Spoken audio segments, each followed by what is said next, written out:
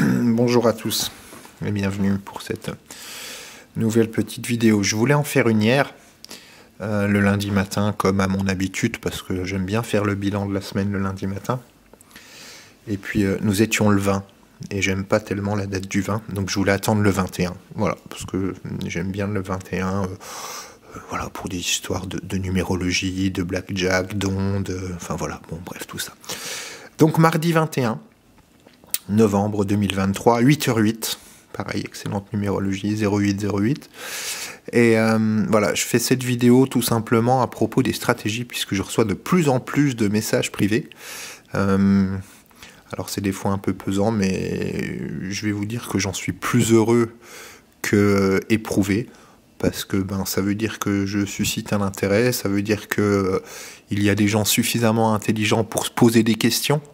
C'est déjà super important ça, hein, c'est pas des gens qui veulent simplement recopier des paris et puis gagner. J'ai des gens qui s'interrogent et moi ça m'intéresse vraiment beaucoup. J'aime bien les gens qui se posent des questions, je m'en pose aussi moi beaucoup, peut-être parfois un peu trop, peut-être parfois un peu trop vite.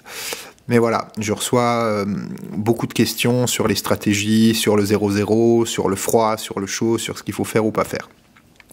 Alors je vais essayer de répondre assez facilement puis assez synthétiquement à tout ça. Tout d'abord t'expliquer qu'un pari quel qu'il soit, il se prend en fonction de ta personnalité. Donc la bonne stratégie, c'est celle qui fonctionne, mais c'est celle qui fonctionne avec ta personnalité à toi, qui sera peut-être pas forcément la même que la mienne. Probablement pas d'ailleurs, parce que j'assume particulièrement que j'en ai une assez singulière. Donc voilà, tu es peut-être fait plus pour les stratégies froides selon ton tempérament ou peut-être plus pour les stratégies chaudes. Voilà. Tout dépend si tu es quelqu'un de tempéré ou si tu es à l'inverse quelqu'un de plutôt speed. Bon bref. Sur la sélection des matchs, il y a les statistiques certes, voilà, mais je vous rappelle que le but du jeu dans les paris sportifs, contrairement à ce que l'on peut vous faire croire, c'est pas de deviner ou de prédire l'issue du match. C'est simplement de gagner sur le marché. Hein. Donc l'enjeu, c'est pas ça. L'enjeu, c'est de prendre un profit sur un temps court. Voilà, c'est uniquement ça. Alors je vais vous donner deux exemples. Par exemple, hier soir, quelques paris que j'ai faits via mon ami PS38. Voilà. Donc hier, j'ai fait 3 paris, donc il y en a un qui était vraiment fun, voilà, un petit combiné. Donc ça a commencé quand on me parle de sélection. Vous voyez ce match-là. Donc j'ai pris Djibouti qui jouait contre la Guinée-Bissau. Pardonnez-moi, les Africains, je ne maîtrise pas tout. Voilà, Djibouti contre la Guinée-Bissau. Djibouti était outsider, archi-outsider.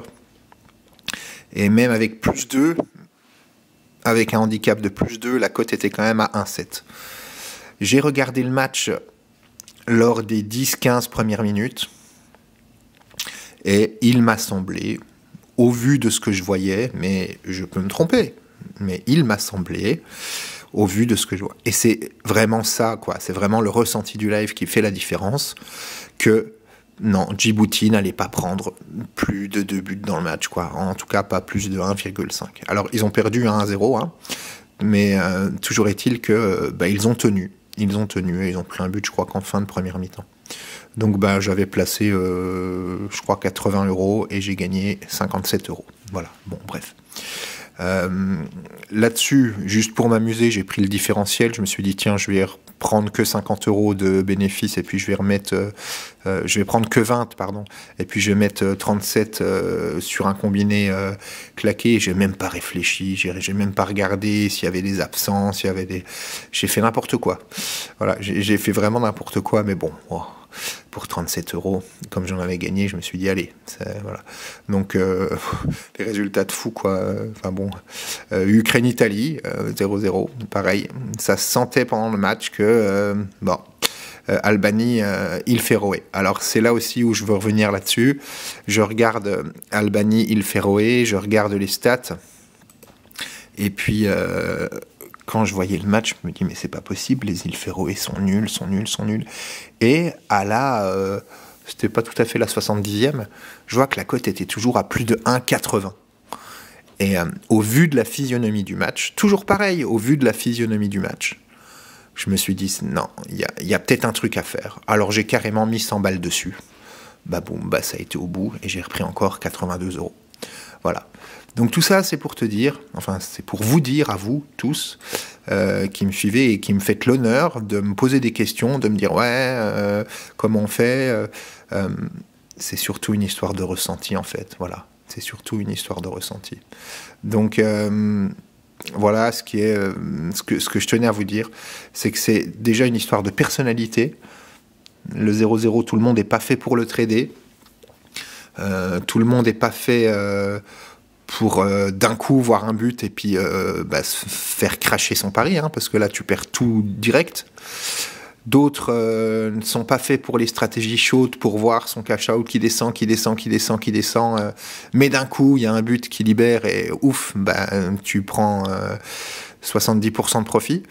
Tout dépend de ta personnalité. Voilà. Si tu es attentiste, si tu es plutôt fonceur, voilà. Voilà.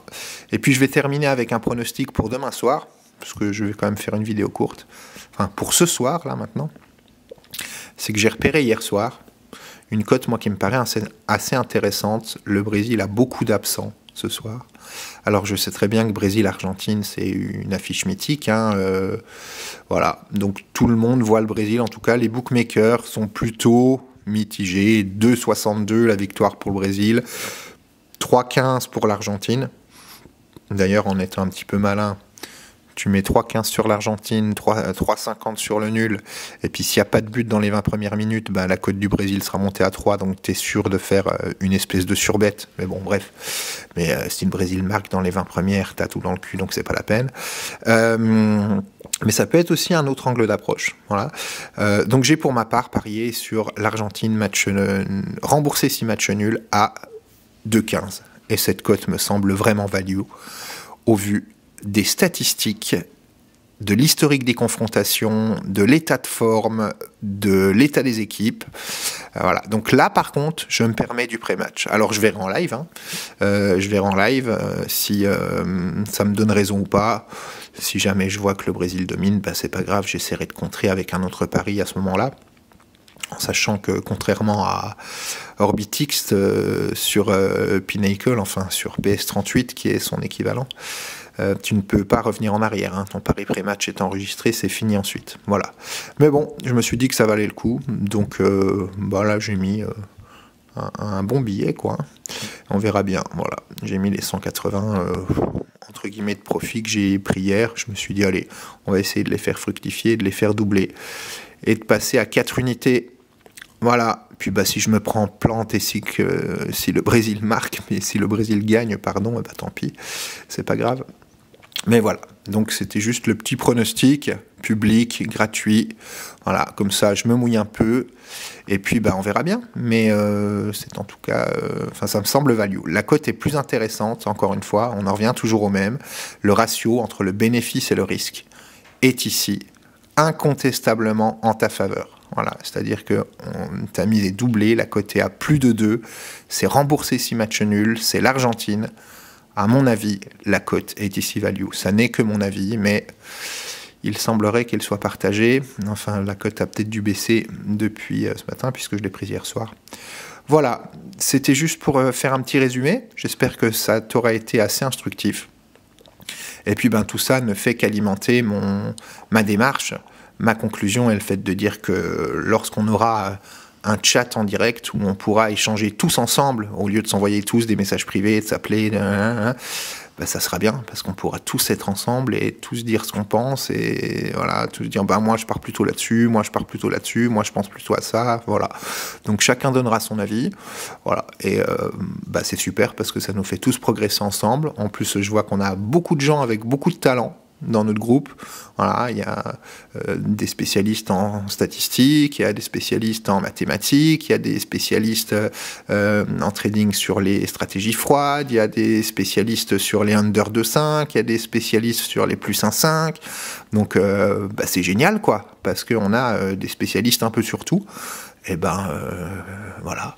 Moi, je trouve que c'est vraiment génial. C'est comme un jeu de cartes où tu n'as que des atouts majeurs dedans. Je vois pas comment ça ne peut pas marcher. Donc voilà, et puis on verra ensuite ce qu'on en fait, mais ça pourra être vraiment bien sur ce chat en live et en direct de se retrouver toujours pareil, dans la convivialité, dans la bienveillance et avec le succès au bout du chemin. Voilà, cette vidéo arrive à son terme, je suis à 10 minutes 20. Je vais vous souhaiter un bon mardi 21 novembre 2023, 8h18. Et puis, allez l'Argentine pour ce soir. À bientôt, merci de votre soutien, merci de votre attention et n'oubliez pas, s'il vous plaît, de vous abonner à la chaîne pour booster son référencement. Merci à vous.